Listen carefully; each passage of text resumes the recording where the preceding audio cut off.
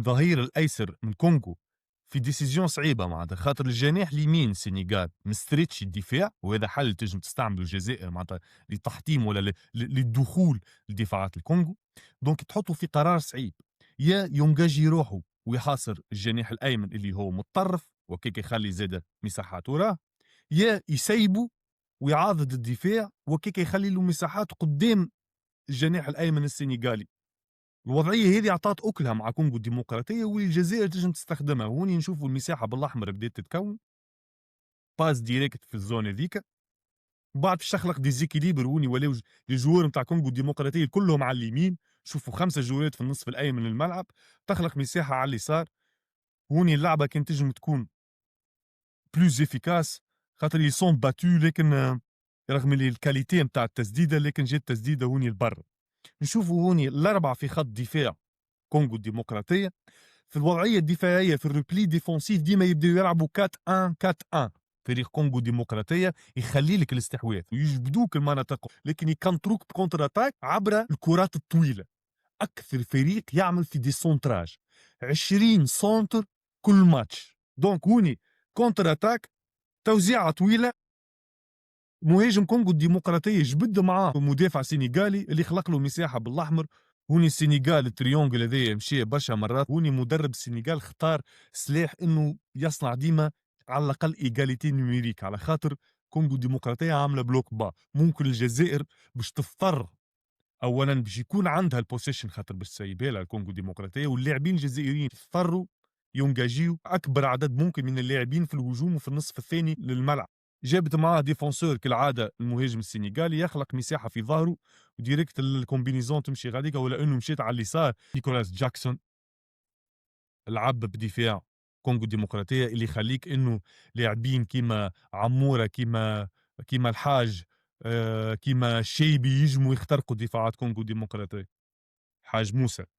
هوني كالعاده الكونغو ديما تعتمد على لي سونتر، هذا سونتر اخر نشوفوا هوني لابيل باللي سونتر طوال الدقيقين والكونترولات الصحيحه. هذا هي كان سلاحهم، معناتها ممكن ما عندهمش الكاليتي تكنيك باش يدرجوا بالكوره كيما الكاليتي تكنيك نتاع الجزائر، لكن باش يكون عندهم ويعوضوا النقص هذايا باللي باس لونغ واللي سونتر اللي هما يخليوهم يختزلوا المسافات ويختزلوا المساحات وديريكت يخلقوا الخطر في الديزويت. البونتو هذا لا محاله ما تحسبش لانه جو، لكن يوريك كيفاش تنجم تماركي كونغو الديمقراطيه. ونرجعوا لهنا الار دي سي كالعاده تدافع بالكات 1 كات 1.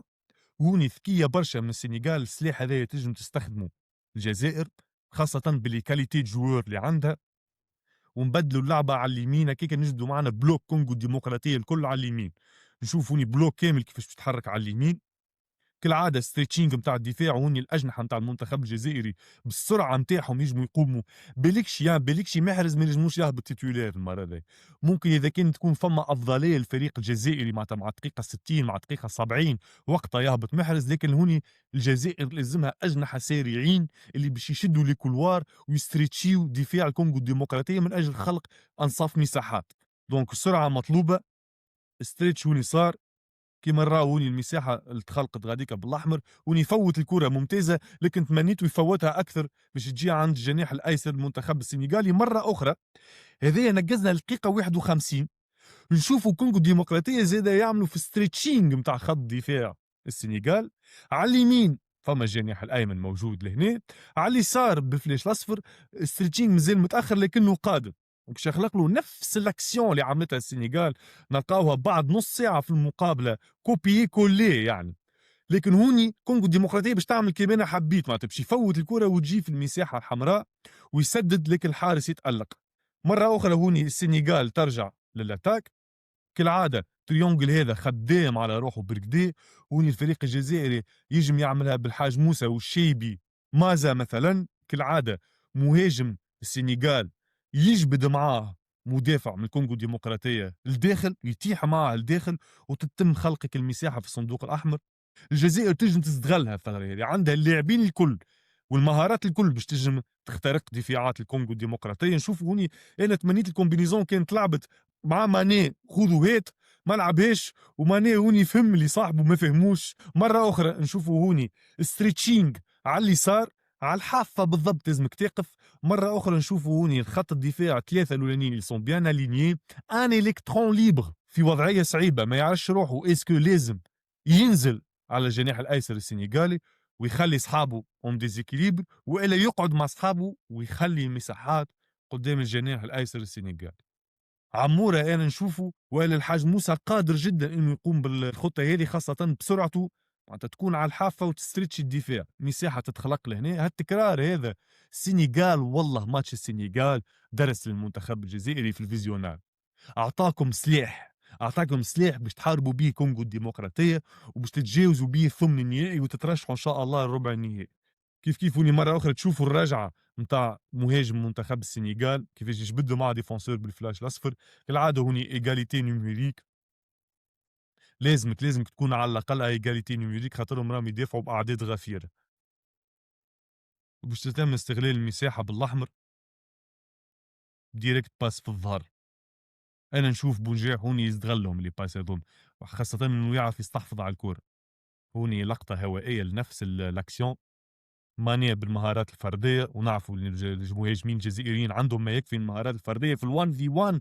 والتسديده هذه تماركت لما حاله دحمان قبلها هذه نفسها، قبلها في ماتش تونس وتنزانيا في الجوله الثالثه المجموعات. وهنا كونتر اتاك من الكونغو الديمقراطيه، هذا الكونتر اتاك الوحيد اللي ما استعملوش فيه لي باس لونغ وخلقوا بيه خطر. وكيف هون يستلهموا من سلاح السنغال، معناتها ردوا بالنا راهم الجزائريين راهو الفريق الكونغو راهو عادي يستلهم ويحاربك بسلاحك نفسه.